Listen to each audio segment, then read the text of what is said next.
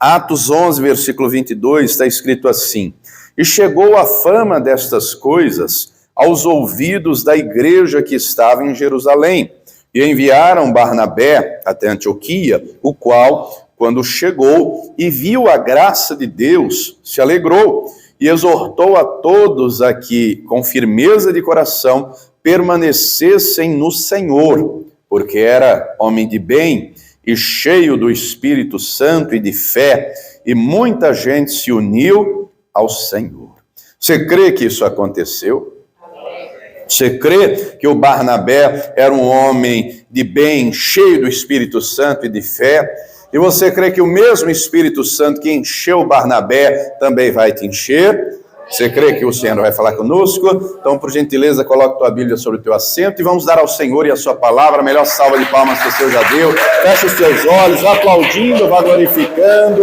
Senhor, nosso Deus e Pai, Deus bendito, santo, amado e todo-poderoso, meu Deus, a tua igreja te aplaude e te glorifica. Abra os céus agora e receba o louvor da tua igreja. E por essa mesma abertura, vai derramando a tua graça, a tua bênção, a tua virtude e o teu poder. Ninguém veio aqui ouvir o homem falar, o homem não tem nada a dizer. Viemos aqui por tua causa, meu Deus. É para te adorar, é para te glorificar, é para te cultuar, é para exaltar o teu santo e poderoso nome. Que eu diminua e o Senhor cresça. Remova toda barreira, todo obstáculo. Envia a tua palavra com poder e autoridade, e que a tua palavra vá, produza o resultado para a qual está sendo enviada, em nome do Senhor Jesus. Diga amém, Senhor.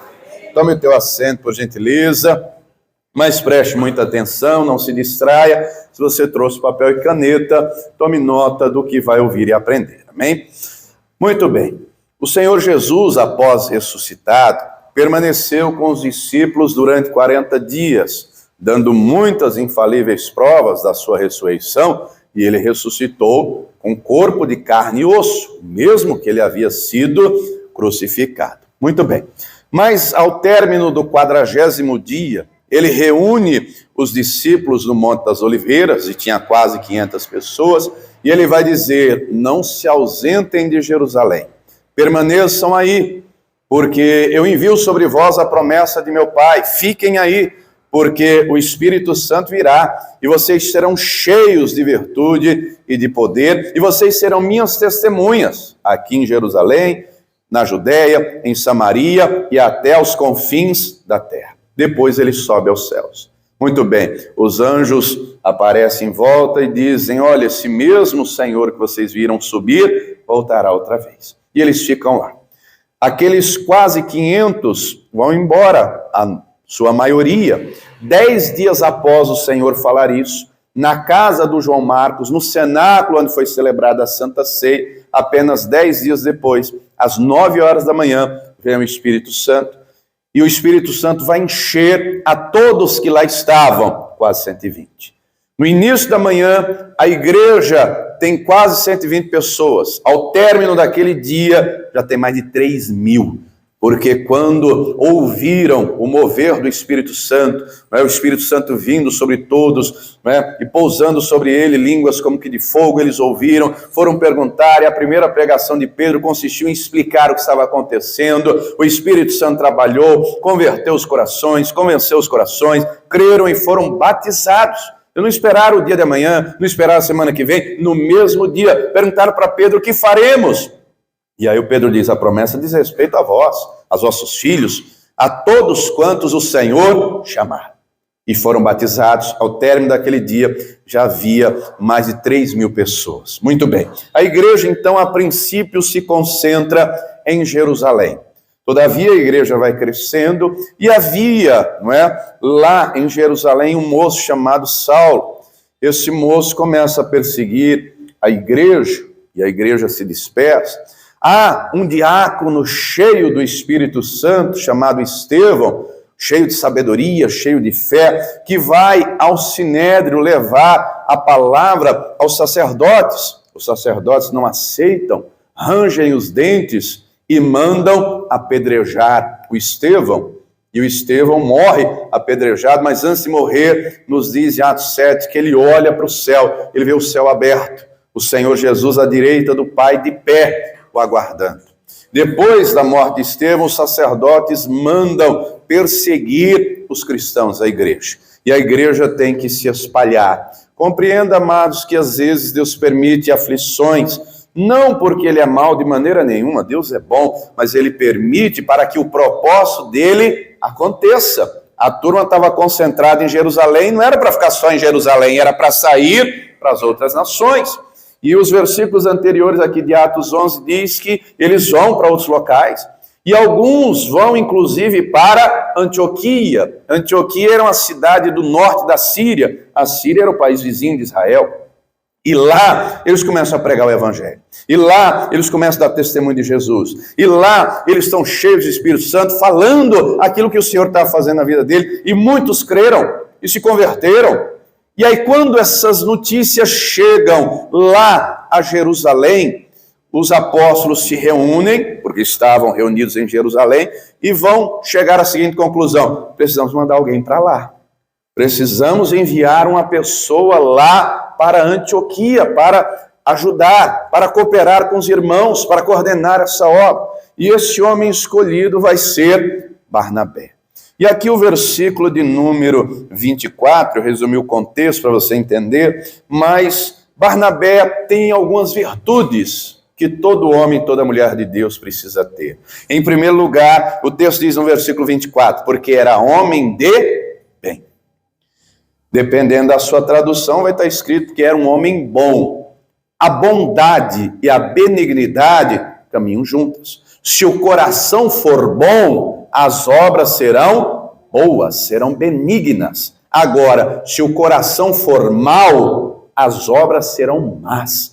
E nós encontramos vários exemplos na Bíblia de gente cujo coração era mau. Pois você lê lá, por exemplo, Jeremias capítulo 7, Deus usa Jeremias para profetizar que o povo daquela geração era um povo que tinha um coração malvado. Era um povo que não ouvia a palavra de Deus, era um povo que só fazia aquilo que é mal. Nós encontramos, não só no livro de Jeremias, mas encontramos no tempo dos reis, não é? Fez o que era mal aos olhos do Senhor. Nós encontramos em Gênesis, nós encontramos no Novo Testamento vários exemplos de pessoas cujo coração era mal. Querido, querida, Deus quer que o nosso coração seja bom. Barnabé tinha fruto. Diga para a pessoa que está do teu lado, nós temos que produzir fruto. Nós temos que dar fruto. Nós temos que deixar o nosso coração, não é, receber a semente da palavra e frutificar e dar fruto. Bondade e benignidade são fruto do Espírito Santo. As ações de Barnabé comprovam que ele era um homem bom, comprovam que ele tinha um coração bom, que ele era um homem generoso. Vejamos então Atos capítulo 4, acompanha aí comigo. Atos capítulo 4, eu vou ler a partir do versículo 31, acompanha aí, está escrito assim: e tendo eles orado, moveu-se o lugar em que estavam reunidos, e todos foram cheios do Espírito Santo, e anunciavam com ousadia a palavra de Deus. E era um o coração e a alma da multidão dos que criam. E ninguém dizia que coisa alguma do que possuía era sua própria, mas todas as coisas lhes eram comuns. E os apóstolos davam com grande poder testemunho da ressurreição do Senhor Jesus, e em todos eles havia abundante graça. Não havia, pois, entre eles necessitado algum, porque todos os que possuíam herdades ou casas, vendendo-as, traziam o preço do que fora vendido e o depositavam aos pés dos apóstolos, e repartia-se a cada um, segundo a necessidade que cada um tinha. Então José, cognominado pelos apóstolos Barnabé, que traduzido é filho da consolação, levita natural de Chipre, Chipre é uma ilha, não é? Possuindo uma herdade, vendeu-a e trouxe o preço e o depositou aos pés dos apóstolos. É necessário compreender que nenhum dos apóstolos disse, você tem que fazer isso ou aquilo. Foi o Espírito Santo que moveu, porque é o Espírito Santo que opera aqui o querer e o efetuar. É o Espírito Santo que trabalha aqui dentro, ele convence do pecado, da justiça e do juízo, ele guia, ele orienta, ele ensina, ele instrui. O ser humano natural é inclinado ao mal, é tendencioso ao mal. E você tem visto aí os noticiários do mal acontecendo ou não? Você tem visto aí violência, roubo, droga ou não? Vivemos em dias, domingo agora, domingo esse. Né? Diácono Judá chega aqui pela manhã, cheguei também, e ali na calçada da igreja, estavam travestis e defecaram na porta da igreja. E o diácono Judas foi falar, vocês não podem fazer isso aqui, está na porta da igreja, vocês não têm temor de Deus. Quase voaram no pescoço dele. Olha só que coisa, não é? Por que não vai procurar um banheiro? Por que não vai em outro lugar? Na porta da igreja, olha só. Ô pastor, mas o problema é eles? Não, o problema não é eles, é o que está neles. É o mal que opera no coração de quem dá lugar. Quem está entendendo, diga amém. Leia aqui no capítulo seguinte, o 5, você vai ver num tempo de unção do Espírito Santo, o Espírito Santo veio e encheu a todos, não é o que diz o versículo 31? Encheu a todos, mas havia um casal, o Ananias e a Safira, que deram ouvidos a quem? Ao diabo. Sai aqui fora e veja o paredão, pintamos recentemente, veja como está, o que fizeram essa semana, picharam tudo. Amanhã nós vamos pintar de novo para a glória de Deus. Deus abençoe quem fez isso daí, né? Deus abençoe e tenha misericórdia, porque se Deus não tiver misericórdia, o inimigo vai querer, abocanhar. Mas voltando aqui, Barnabé então tem um coração bom, Barnabé tem um coração generoso. Quem está entendendo, diga glória a Deus. Então, além dele ter um coração generoso, e querido, compreenda, generosidade é através, não é, do Espírito Santo. Como assim, pastor? Tem gente que faz o bem ao outro esperando a recompensa. É verdade ou não é? Tem gente que faz esperando em troca. Tem gente que faz as coisas por interesse. Aqui é um ato altruísta. E para fazer algo altruísta é movido pelo Espírito Santo, é movido por Deus, porque Jesus deixou claro, dê sem esperar receber, sem esperar em troca. Mas muito bem, além de ser um homem bom, um homem generoso, Barnabé era um facilitador. Barnabé é alguém que estende a mão. Barnabé é alguém que ajuda. Vai comigo no capítulo 9 aqui de Atos, capítulo 9. Enquanto você encontra, eu vou fazer um resumo aqui da história para você compreender o contexto. Atos 9, 26. O Saulo, ele era um perseguidor da igreja. Ele mesmo vai dizer, né? Ele mesmo diz, se você ler o capítulo 26, bem pensei eu que contra o nome de Jesus tinha que fazer muitas coisas, o que fiz. E o que ele fez? Ele mandava prender gente, ele mandava torturar até que a pessoa blasfemasse e negasse Jesus, ele mandava açoitar, ele mandava matar. O negócio era sério. E aí um belo dia ele pega cartas do Sinédrio, dos sacerdotes, para ir a Damasco, perseguir os cristãos em Damasco, em outro país. No caminho, na estrada, o Senhor havia marcado um encontro com ele. Ele não sabia. Ele vê uma luz que excede ao sol do meio-dia. Ele cai do cavalo, ele fica cego, e aí ele vai ouvir uma voz. Saulo, Saulo, por que me persegues? E ele diz, quem és tu, Senhor? Ele diz, eu sou Jesus a quem você persegue. Ele não está vendo nada, ele só está ouvindo. E aí o Senhor deixa claro, sou eu a quem você persegue. Dura coisa é recalcitrar contra os aguilhões, ou seja, reconhecer que você está errado. Você conhece gente orgulhosa, você conhece gente soberba, você conhece gente que se acha melhor do que os outros. Eu sou, eu faço, eu aconteço, ninguém é melhor do que eu, ninguém faz nada. O Saulo é um desses. O Saulo é um desses. Não é? O Saulo tem um bom currículo, o Saulo é poliglota, é um cara bom, não é? Ele é bom, mas se orgulha disso, se ensoberbece disso. E aí o Senhor deixa claro, dura para você reconhecer que você está errado. Aí o Senhor fala com ele, vai lá para Damasco, na rua chamada direita, na casa do Simão Curtidor, fica lá. Aí o Senhor diz para ele, vou mandar lá o Ananias, ele vai orar por você, ele vai impor as mãos sobre você, eu apareci para você porque eu tenho um grande propósito na sua vida.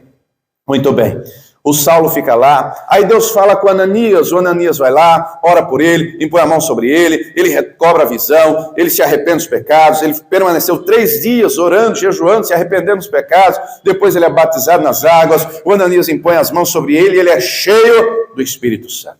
Ele começa a dar testemunho lá em Damasco do que o Senhor fez na vida dele. Ele era um perseguidor, ele era alguém que maltratava os outros, ele era um endemoniado, era alguém a serviço do diabo. Mas agora ele é arrependido, agora o Espírito Santo veio sobre ele, agora ele testemunha de Jesus. Depois disso tudo, ele volta para Jerusalém. Quando ele volta, encontrou Atos 9, 26. E quando Saulo chegou a Jerusalém, procurava ajuntar seus discípulos, aos apóstolos, aos demais, mas todos o temiam, não crendo que fosse discípulo, que ele de fato se converteu, mas que era um espião, um infiltrado, enfim. Então Barnabé, tomando-o consigo, o trouxe aos apóstolos e lhes contou como no caminho ele vira ao Senhor, e este lhe falara, e como em Damasco falara ousadamente no nome de Jesus, e andava com eles em Jerusalém, entrando diga comigo, Barnabé foi uma ponte. E uma ponte liga um destino ao outro, um lugar ao outro. Barnabé vai ser usado para facilitar o acesso de Saulo, de Paulo, até aos apóstolos. Você está entendendo? Barnabé, então, é alguém que facilita as coisas. Barnabé é alguém que estende a mão. Ô, querido, seja alguém assim. Você conhece gente que dificulta as coisas? Você conhece gente que atrapalha os outros? Tem gente que vive o lema, se não pode ajudar, atrapalha. Não atrapalhe ninguém. Procure ajudar. Se não puder ajudar, evite atrapalhar. E tem gente que atrapalha a convivência dentro de casa. Como assim, pastor? Provérbios diz que a resposta branda desvia o furor. Agora, a resposta dura suscita a ira. Já lhe aconteceu de um filho, marido, mulher, alguém dentro da sua casa vir nervoso para você? Como você reagiu? Veio com a quente, você deu as duas fervendo? Aí vai brigar, aí vai entrar em choque. Facilite a convivência. Se alguém vem nervoso, mantenha calma. Às vezes é difícil, né? Às vezes, dependendo da circunstância, se não entender que tem que facilitar a convivência, vai estar dois bicudos dentro de casa. E dois bicudos não se bica, não. Aí dificulta a convivência. Ô, querido, Deus não quer ver um casal. Você já viu o casal DVD? Deita, vira e dorme, um encosta para o outro. Aí o diabo dorme no meio. Pastor, o negócio é sério. Varão, trate bem sua mulher. Porque se você não tratar bem ela, não adianta orar que Deus não vai ouvir, não. 1 de Pedro 3,7. Nem as orações vão ser ouvidas. Trate bem a tua mulher. Você, mulher, trate bem seu marido. Seja sábia, não seja tola, não seja nécia. Não dê lugar para o diabo. Facilite a convivência. Quem está entendendo, diga amém. Mas a convivência não é só entre marido e mulher. Tem na tua casa algum agregado? Tem, pastor. Tem lá o filho, tem lá a nora, a sogra, o cunhado. Tem situações que é difícil conviver, não? Tem algum parente que convive com você? Pense você como é conviver com a sogra. Pastor do céu, eu sou um amor, o problema é minha nora. Pastor, o problema é esse cunhado, facilite você as coisas. Quem está entendendo, diga amém. Facilite você, não seja o que atrapalhe. Lá no trabalho, facilite as coisas. Geralmente o inimigo sempre usa quem der lugar. Tem gente ruim lá no seu trabalho, tem gente que te atrapalha, tem gente que dificulta, tem gente que quer puxar o teu tapete. Não seja você esse, seja você o que facilita. Se você apontar o dedo, você receberá dedo apontado. Agora, se você estender a mão, vão estender a mão para você. O bem é uma semente, se você semear o bem, você vai colher o bem. Ô, querido, a semeadura é opcional, mas a colheita é obrigatória. Semeie o bem que você vai colher o bem. Semeie mão estendida, você vai colher mão estendida. Semeie ajuda, você vai colher ajuda. Semeie facilitação, Deus vai usar gente para facilitar as coisas para você. Quem está entendendo, diga glória a Deus. Ninguém vive sem ninguém. Aliás, vamos ler rapidinho o que diz Provérbios 18. Não tem como viver sozinho. Deus não nos criou para viver isolado. Deus nos criou para viver em sociedade. Em primeiro lugar, a família, que é o primeiro núcleo, e depois em sociedade. Provérbios 18, o versículo 1 deixa claro aqui, busca seu próprio desejo aquele que se separa. Ele insurge-se contra a verdadeira sabedoria. Insurge-se contra a verdadeira sabedoria. Deus não nos criou para viver isolados. Agora, é preciso saber viver. É preciso saber conviver. E o difícil é quando você faz o bem e recebe o mal em pagamento. Aquilo vai cansando. Gálatas capítulo 6, olha o que nos ensina aqui a palavra. Não é? Isso vai cansando. Se você só faz o bem e recebe o mal, não é? Não se preocupe que Deus não deve nada a ninguém. Faça o bem que é Deus que vai lhe retribuir. Gálatas capítulo 6, a palavra deixa claro. Gálatas capítulo 6, versículo 9. E não nos cansemos de fazer o bem, porque a seu tempo ceifaremos se não houvermos desfalecido. Não desfaleça de fazer o bem, não. Continue fazendo o bem. Não olhe para quem, mas faça e faça bem feito. E continue fazendo, porque o Todo-Poderoso não deve nada a ninguém. Ele vai te ajudar. Quem está entendendo, diga glória a Deus. Então, além de Barnabé ser um homem bom, um homem de bem, diga comigo, Barnabé era cheio do Espírito Santo. Como é que você vê alguém cheio do Espírito Santo? Vem escrito na testa, sou cheio do Espírito Santo. É um ponteiro de carro, você já foi no posto de gasolina, mandou encher o tanque, você sabe quando liga o carro, o ponteiro podia estar lá na reserva, quando enche ele, topa lá, né? Cheio. Como é que você vê alguém cheio? Tem um ponteiro aqui na testa? Não. Como é que você reconhece alguém cheio do Espírito Santo? Através do comportamento, através das ações, através das palavras. Barnabé era um homem cheio do Espírito Santo. Vai lá comigo em Atos capítulo 13. Atos capítulo 13. Aliás, já lemos até alguns textos, né, lá de Atos capítulo 4, lemos de Atos 9. Ele era um homem cheio do Espírito Santo. O versículo de número 13 vai dizer assim. Atos capítulo 13, versículo 1. Na igreja em que estava em Antioquia, havia alguns profetas e doutores, a saber, Barnabé e Simeão, chamado Níger, e Lúcio, Cirineu, e Manaém, que fora criado com Herodes, o tetrarca, e Saulo, e servindo eles ao Senhor, e jejuando, disse o Espírito Santo, apartai-me a Barnabé e a Saulo para a obra que os tenham chamado.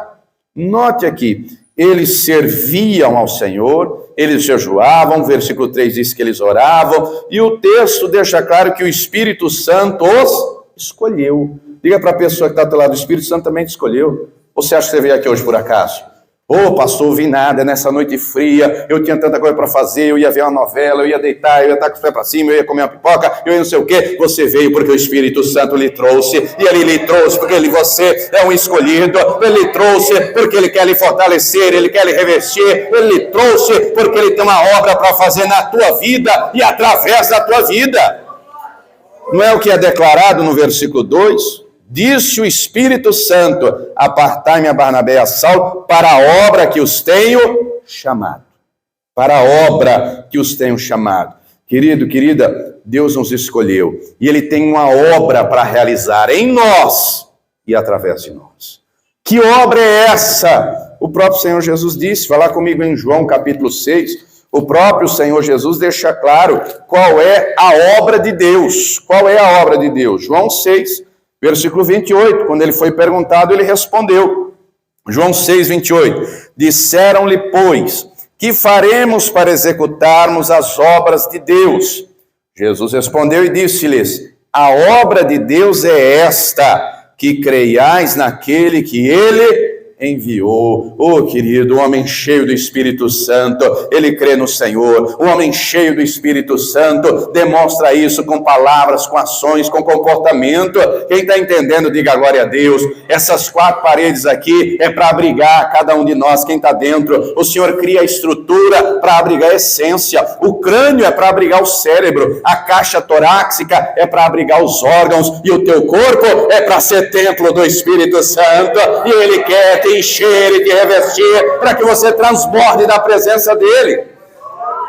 Esses dias atrás veio aqui um homem, sentou aí, reunião da tarde, assistiu o culto. Na outra semana ele veio de novo, entregou a vida para Jesus. Aliás, se reconciliou. Tudo bem. Terminou a reunião, fomos ali no hall tomar o café. Sempre tomamos o café depois do culto, não é? Tem um cafezinho aí. E ali ele falou, pastor, posso fazer uma pergunta? Eu falei, pois não, irmão, pode fazer, fica à vontade. Ele falou, pastor, você está vendo aqui? Tatuagem no pescoço, no braço, nome das filhas e tal. Ele falou, pastor, estou pensando em tatuar Jesus aqui, no meu braço. O que você acha? Eu falei, irmão, você tem que ter marca, sabe onde? No seu coração. E essa marca tem que estar lá registrada. E essa marca não é feita com essa tinta aqui, igual essa daí, que marcou isso aqui, não. Não, essa tinta não. Essa marca no coração é com o sangue de Jesus Cristo. A palavra, o Espírito Santo vai escrever no teu coração, e vai escrever não é com tinta, vai escrever é com o sangue do Cordeiro. Aí você não precisa marcar a pele, porque as tuas palavras, o teu comportamento vão testificar que Jesus habita em você, que o Todo-Poderoso mora em você. Não precisa mais marcar a pele não, querido. Grava a palavra no teu coração. Uma pessoa cheia do Espírito Santo tem a palavra aqui dentro. Uma pessoa cheia do Espírito Santo transborda. Uma pessoa cheia do Espírito Santo é bálsamo. Uma pessoa cheia do Espírito Santo exala o bom perfume de Cristo. Quem está entendendo, diga glória a Deus. Falar comigo em Mateus, capítulo de número 5. O Senhor Jesus vai dizer o seguinte, no versículo 13. Vós sois o sal da terra. O sal só tem uma propriedade, que é salgar. Você pode fazer comida com qualquer tempero, tempero baiano, coloral. Esses dias eu comi uma comida com um tempero chamado chimichurri. Já ouviu falar desse tempero? Pensa no trem gostoso.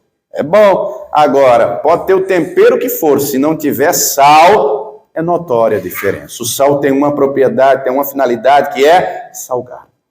Mas o Senhor vai dizer mais, se o sal for insípido, com que se há de salgar? Para nada mais pressa, senão para se lançar fora e ser pisado pelos homens. Por que ele fala isso?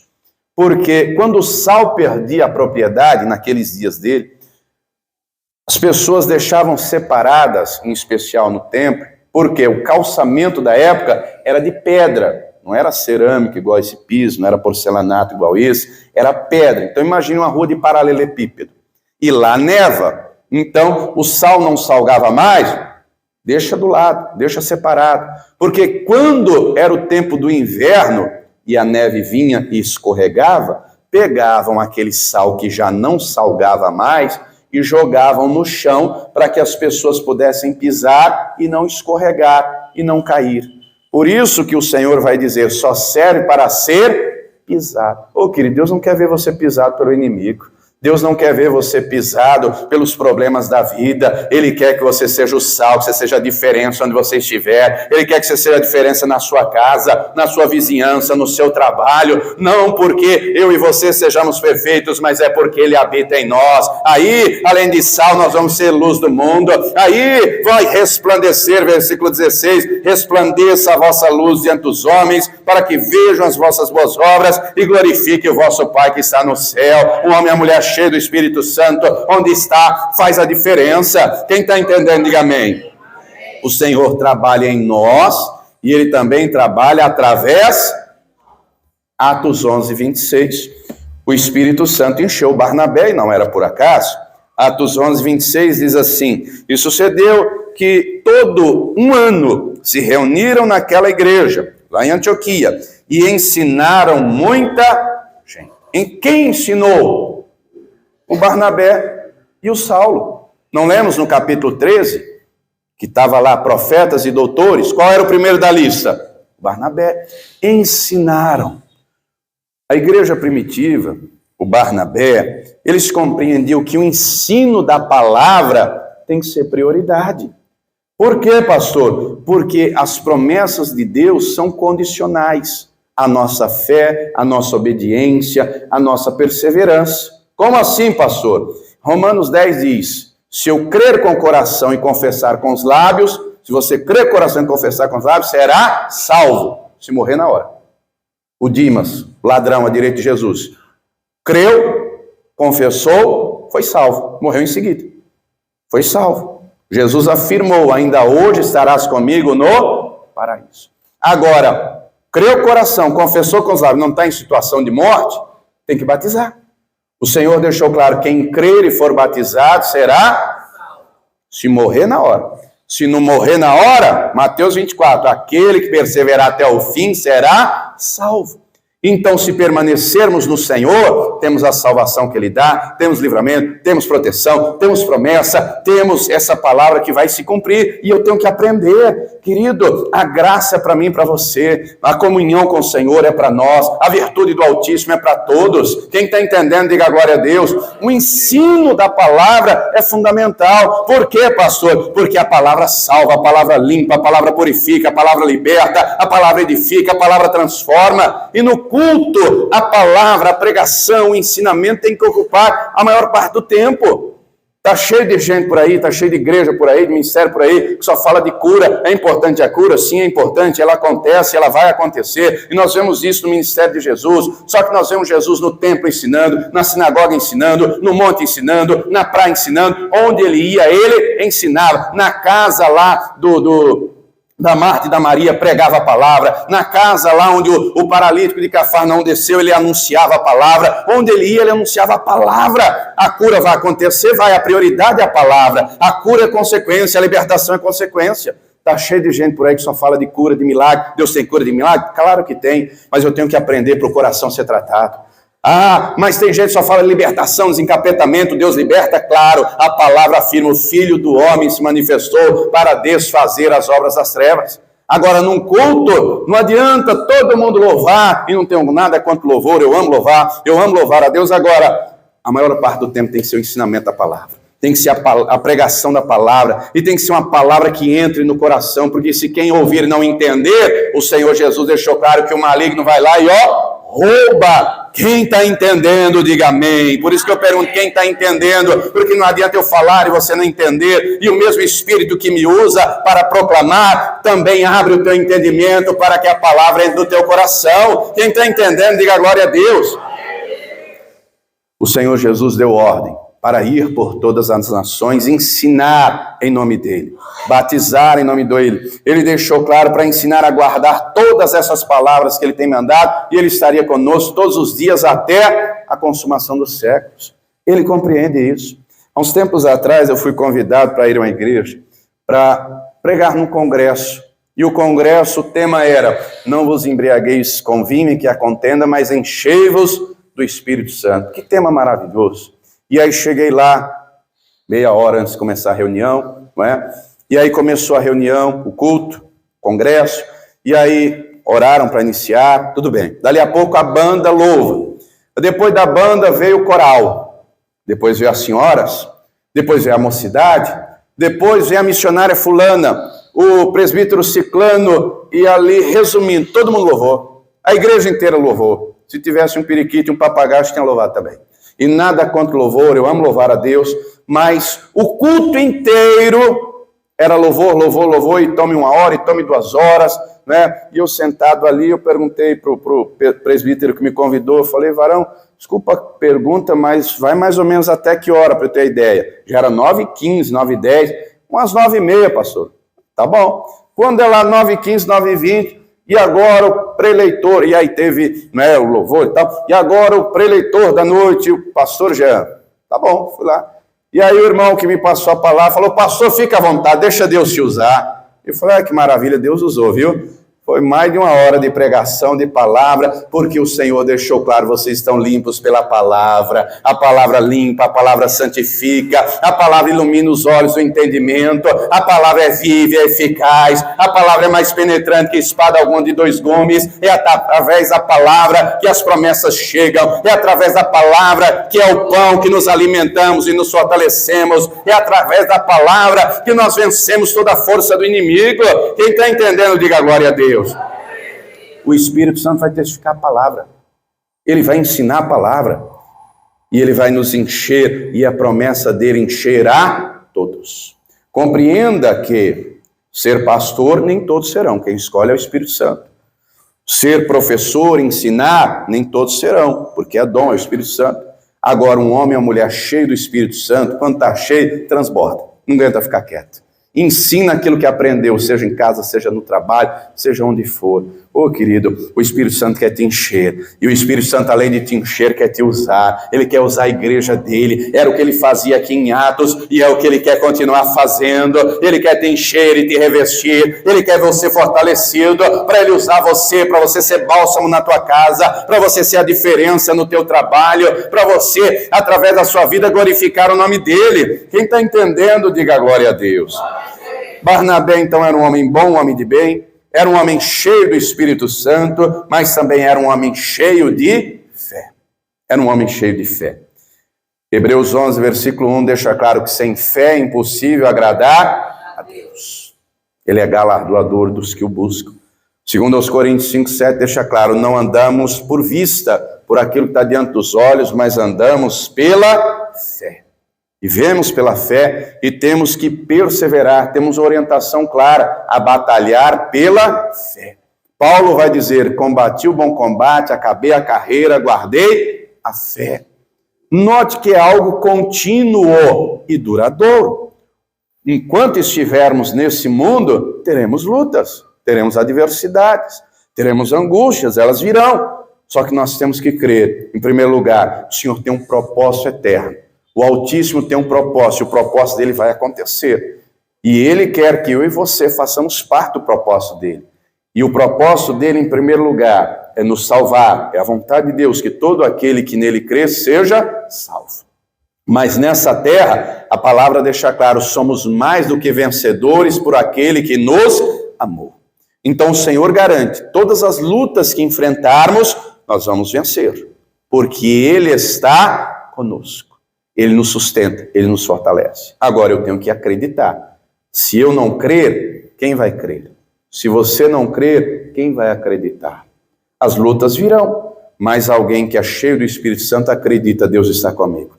Pode ir no médico e receber um diagnóstico de câncer, de leucemia, de HIV, do que for, não é? E quando a notícia chega, as lágrimas derramam. É verdade ou não é? Dependendo da notícia, abate a alma. A emoção está na alma. O sentimento está na alma. Mas a fé não está na alma. A fé está no Espírito. E aí o Espírito Santo testifica ao nosso Espírito, você não está só, estou com você. Aí o Espírito Santo testifica, eu vou trazer cura. O Espírito Santo testifica, eu vou operar na tua vida. Talvez o problema enfrentado seja conjugal, problema financeiro, querido, mas se você crê, o próprio Senhor Jesus declarou, tudo é possível ao que? A incredulidade impede o agir de Deus. Leia Marcos 6. Em Nazaré, ele queria fazer muitas coisas, mas fez poucas por causa da incredulidade deles. Tem gente como Tomé que andava com o Senhor, mas não acreditava, não conseguia crer. Não conseguia. Barnabé, leia comigo Atos 11, versículo 23. O qual, quando chegou e viu a graça de Deus, se alegrou e exortou a todos que, com firmeza de coração, permanecessem no Senhor. Permanecessem. Amados, geralmente na caminhada cristã, o novo convertido, Deus já opera logo um monte de milagre. Deus já faz logo um monte de coisa. Para quê? Para o camarada acreditar. Para a pessoa crer, não é? Quando a pessoa é nova convertida, ela vem no culto, mas que palavra, mas que bênção, mas que unção. E à medida que ela vai vindo, ela batiza. Lembra o dia do batismo. Lembra a primeira Santa Ceia para o novo convertido, tudo é novidade. Tudo é maravilhoso, Deus vai operando. Só que à medida que o tempo vai passando, não é? É como, vou lhe dar um exemplo da analogia com o bebê natural, né? Nasce o bebê come sozinho? Tem que dar comida na boca, não é? O bebê se troca sozinho quando faz necessidades? Tem que alguém trocar, limpar o xixi, o cocô. Graças a Deus que hoje em dia tem lenço umedecido. Quem já lavou fralda de pano? Hoje tem fralda descartável, que maravilha. Mas dá para você dizer para o bebê, para de fazer cocô, menino. Ele vai fazer, é natural.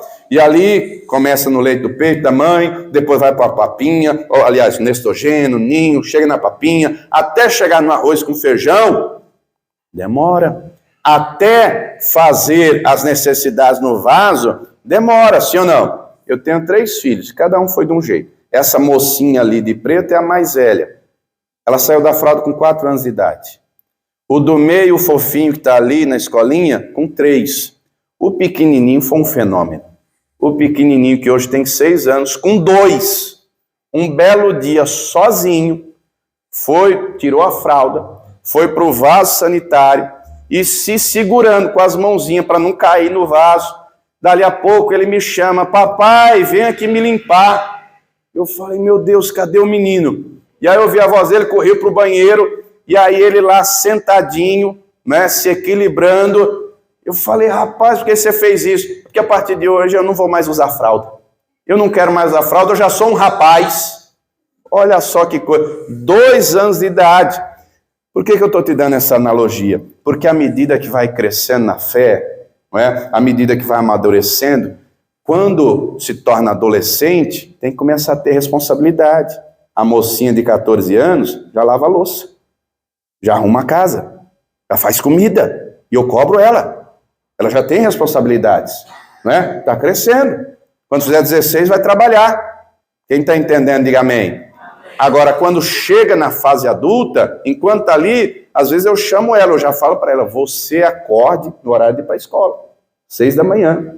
Você troque de roupa, arrume seu café, né? Já dá para ter responsabilidade. Quando tiver mais idade, ela vai trabalhar. Quem está entendendo, né? Quando se torna adulto, às vezes já aconteceu dela atrasar e ela perdeu a hora, eu vou lá e desperto. Quando se torna adulto, já compreende as próprias responsabilidades. Eu tenho que acordar, eu tenho que fazer, eu tenho que me sustentar, eu tenho que pagar minhas contas, sim ou não? Por que eu estou te falando isso? Porque quando cresce na fé, compreende que eu tenho que permanecer, eu tenho que perseverar. E para fazer isso, Barnabé compreendia isso. Volta lá comigo no capítulo 13, no versículo 2, diz assim: servindo eles ao Senhor e jejuando. Note que os verbos aqui estão no gerúndio, e gerúndio é ação continuada. Barnabé compreendia: eu tenho que servir e continuar servindo. Eu tenho que jejuar e continuar jejuando. O versículo 3, e jejuando e orando, sempre no gerúndio, ação continuada. Sabe qual é o problema de muita gente? Que começa, dali a pouco, para. Você já reparou que ora mais quando tem mais problema? Você já reparou que busca mais quando tem mais adversidade? Por que Deus permite, então? Porque Deus sabe que tem gente que, se tiver tudo bem, deixa de vir no culto.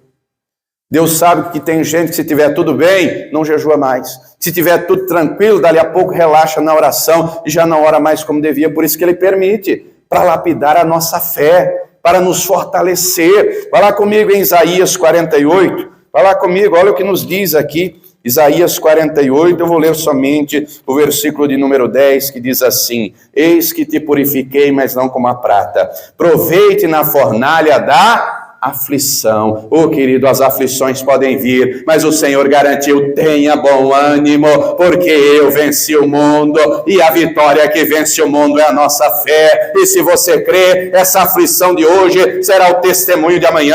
E se você crê, o choro de hoje será o motivo da alegria de amanhã. E se você crê, o problema hoje será vitória amanhã. Quem está entendendo, diga glória a Deus. O Senhor Jesus afirmou: estes sinais seguirão aos que crerem, em meu nome expulsarão demônios, falarão novas línguas, pegarão em serpentes, se beber alguma coisa mortífera, não lhes fará dano algum. Se você crê, os sinais vão acompanhar, as vitórias vão chegar, a glória vai se manifestar, e você vai exaltar ao Todo-Poderoso. Quem entendeu, diga glória a Deus. Se coloque de pé, por gentileza. Era servindo, jejuando, orando. Só que cada um tem que ver como está servindo. Pense você como você tem servido a Deus. Querido, querida, o dia da prestação de contas se aproxima. Romanos 14, 12 deixa claro: cada um dará conta de si a Deus. Você tem percebido que a coisa tem afunilado? O mal aumenta. As maldades, drogas, vícios, enfim. Acompanhe os jornais. Aliás, você nem precisa acompanhar os jornais. Veja nas ruas, não é? Como anda o povo. Cada dia mais crimes acontecendo. A cada dia, não é? Mais gente angustiada, impaciente, nervosa, estressada. Querido, a coisa está afunilando. Tudo que o Senhor falou a respeito do fim já está acontecendo. Só não vê quem não quer. Você teve notícia do terremoto que teve aqui, ó, semana passada? Aqui. Não é lá do outro lado do mundo. Não é lá na Turquia. Não é lá no Haiti. Não é lá na China. Aqui tremeu. A minha esposa que estava em casa na manhã, ela falou para mim quando eu cheguei, ela falou, amor, que coisa estranha. Parece que a casa estava tremendo. Aí ela liga a televisão, falou que o centro do tremor foi na Baixada Santista. Mas o efeito veio até aqui. E aí mostrou um monte de reportagem. Jesus falou que haveria terremotos. Jesus falou que haveria epidemias em todas as partes. Acabamos de sair de uma, né, da Covid. Só não vê quem não quer. A palavra avisa que a tecnologia iria aumentar. Minha gente, tem gente aí falando que tem que dar uma parada com a inteligência artificial, porque ela já está autônoma, ela já aprende sozinho, não é? Estamos em dias, o carro que voa já é realidade, não vai ser, já é. Logo, nos próximos meses, será disponibilizado o táxi aéreo. Estava vendo uma reportagem anteontem, dizendo que você vai daqui para Campinas, né, cerca de uma hora e pouco, com esse táxi aéreo do carro que voa, 15 minutos, ao custo de R$550. Você vai gastar de gasolina e pedágio, é melhor ir voando. Olha só, isso já é realidade. Nós vemos o Senhor falar que a fome iria aumentar. A fome mata mais no mundo que qualquer guerra. O que o Senhor falou já está acontecendo. E o Senhor deixou claro, a iniquidade, o pecado iria aumentar. Hoje em dia, tem países que comercializam creme de estética feito à base de sangue de criança. Para você ter uma ideia.